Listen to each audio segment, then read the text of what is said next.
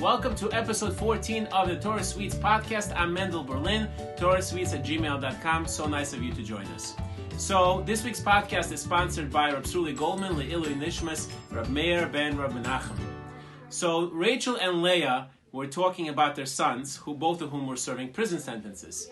And Rachel says, "Oh, my son Michael, he has it so hard. He's locked away in the maximum security prison. He never speaks to anybody, never sees the light of day, and he has no exercise, and he has a horrible, horrible life." And Leah says, "Well, my son David is in the minimum security prison. He exercises every day, he spends time reading books, and he even joins some classes, and he writes home each week." And Rachel turns to Leah and she says, "Oh, you must have such nachas from your David." It's a funny story, but it's also very, very sad. The prison system in the United States is not a good system. The bottom line is that all the politicians who are running for president are saying how they could do prison reform, because the truth is 2 out of 3 prisoners end up going back to jail. They end up committing other crimes, and the reason for that is, number one, is because ultimately when ex-con gets out, he can't get a job because nobody wants to hire a criminal, a former criminal. And the second point is that when somebody gets into the prison system and they come in for a small infraction, they end up learning much, much worse things in the prison system, and then they come out hardened criminals. And the truth is there are some systems in the world that are better than that. For example, Kerala, India, has a system it's called a prison without walls, where prisoners are treated with dignity, they're treated with respect, they're given responsibility, they work on plantations, they are spoken to properly, and as of the current date, there has been only one reoffender, somebody who ended up going back to the same prison system. This week's Punish.Parashat Mispatim, talks about the concept of an Eved Ivri, a Hebrew slave.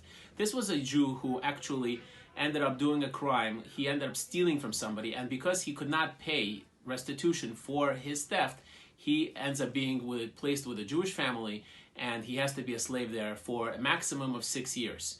Now, this kind of system is actually very interesting, very different from the system that is given in the world at large. For example, if a master has a pillow, he has to give a pillow to his slave as well. If a master eats steak, then the Eved, the slave, has to eat steak as well. The slave could not do any demeaning labor like tie the master's shoes. So we say to ourselves, we think to ourselves, what kind of system is this? How is he getting fixed up? So Rabbi Yaakov Usher Sinclair from Yeshivas Or Sameach in Israel actually explains a beautiful point. The Torah is not interested in punishing a person. The way to fix a person is not to punish them. It's not to put them with a bunch of bums and hoodlums and expect them to all of a sudden become a tzaddik, a righteous person overnight. No, the idea is that you put a person like that into a Jewish family where he learns responsibility, where he learns what it's like to do chesed, how proper people interact. And by that means, this person learns how to behave. So from here we see a very important lesson. When Hashem gives a person a consequence, he's not trying to punish a person. It's a rehabilitation. It's a process to fix the person up.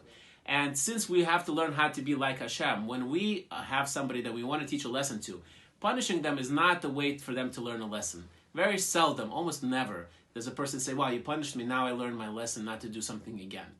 Rather, instead, we have to learn a way to teach them a lesson so they will not repeat it again, not to have a consequence again. For example, if people who are angry, and the child, when they are not behaving properly, sometimes in their anger they will mete out a punishment, a very strict punishment.